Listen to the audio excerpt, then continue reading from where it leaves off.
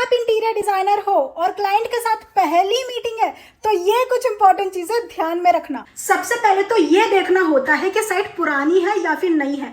अगर existing site है तो फिर क्लाइंट की लाइफस्टाइल को ना ऑब्जर्व करो, देखो कि क्या कलर थीम उनने यूज कर रखा है, लाइट फिक्सचर्स क्या क्या यूज कर रखे हैं, वेंटिलेशन कहाँ से आ रहा है, फर्नीचर्स किस टाइप के यूज कर रखे हैं उनने, उनकी कोई स्पेसिफिक थीम है कि नहीं, घर के जैसे मिनिमलिस्ट हो गया, मॉडर्न हो गया, स्कैंडिनेवियन हो गया, रस्टिक हो गया, इंडस्ट्रियल हो गया, बोहो हो गया। तो इस तरीके से कुछ थीम ना आपको ना टेस्ट समझ में आ जाएगा उनका।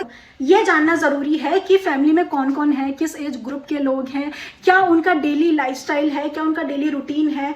आपको ये समझना होगा कि हर रूम का पर्पस अलग अलग होता है, तो कौन रूम कौन सा यूज करने वाला है, क्या उनकी कोई स्पेशल नीड्स है कि नहीं। तो ये सब चीजें ना डिजाइनिंग के हिसाब से बहुत ज्यादा इंपॉर्टेंट होती है। क्लाइंट को कौन से कलर्स पसंद है और कौन से नहीं, ये क्लैरिटी लेना बहुत ज्यादा जरूरी है। देखो, कुछ लोगों को बोल्ड कलर्स पसंद आते हैं, कुछ लोग सॉफ्ट पेस्टल्स के साथ जाना चाहते हैं, न्यूट्रल थीम के साथ जाना चाहते हैं, और कुछ लोगों को चटक मटक बहुत ज्यादा पसंद होता है। तो देखो, ये चीज जब आप समझोगे ना तो आप उनके मूड और पर्सनैलिटी को समझ पाओगे। ये कलर साइकोलॉजी और कलर थ्योरी के ऊपर ना मैंने एक शॉर्ट रील भी बना रखी है, यहाँ पे आ जाएगी, जाके देख लेना। कुछ क्लाइंट्स नेचुरल फिनिशेस पसंद करते हैं जैसे वुड, लिनन या फिर स्टोन, और कुछ लोग मॉडर्न और ग्लॉसी फिनिशेस के फैन होते हैं। तो ये चीजें समझने से आप मटेरियल सिलेक्शन में कॉन्फिडेंट होते हो। घर में जो लाइट्स होती है वो सिर्फ ब्राइटनेस के लिए ही नहीं, वाइब के लिए भी होती है। आपको ये समझना होगा कि क्लाइंट को मूड लाइटिंग चाहिए कि फंक्शनल लाइटिंग चाहिए, वार्म लाइटिंग चाहिए या फिर वाइट लाइटिंग चाहिए। हर स्पेस की लाइटिंग का पर्पस अलग अलग होता है, तो आपको ये उनसे पूछना बहुत ज्यादा जरूरी है। डिजाइन सिर्फ देखने में ही सुंदर नहीं होना चाहिए बल्कि यूज करने में भी कंफर्टेबल होना चाहिए। आपको ये देखना होगा कि सन डायरेक्शन कहाँ से है, वेंटिलेशन कहाँ से आ रहा है, क्लाइमेट क्या है, ताकि घर हर सीजन में बैलेंस्ड लगे। आप उस हिसाब से फिर मटेरियल्स भी यूज कर सको। क्लाइंट की हॉबीज जान लो, किसी को रीडिंग पसंद होती है, किसी को आर्ट पसंद होता है, किसी को म्यूजिक पसंद होता है, किसी को गार्डनिंग पसंद होती है।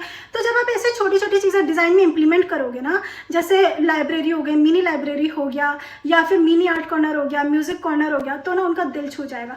और किसी को सोना भी पसंद होता है, लेकिन हम सब लोगों के नसीब में इस जन्म में नींद तो पूरी होने वाली है नहीं, तो आप इस कॉर्नर को ना स्किप कर देना। क्लाइंट से उनका एक्सपेक्टेशन पूछो कि कब तक प्रोजेक्ट कंप्लीट करना है, फिर आप अपना प्रोसेस बताना, design phase, execution phase, revision phase, ताकि दोनों तरफ क्लैरिटी रहे। Last but not the least, सबसे इंपॉर्टेंट, अपनी फीस क्लियरली मेंशन करो।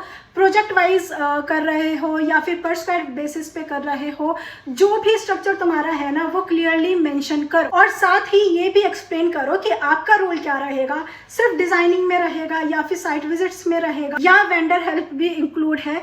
ट्रांसपेरेंसी ना यहीं से शुरू होती है। अगर कुछ और भी डाउट है तो कमेंट कर देना, and follow design diaries by Meena for more design content.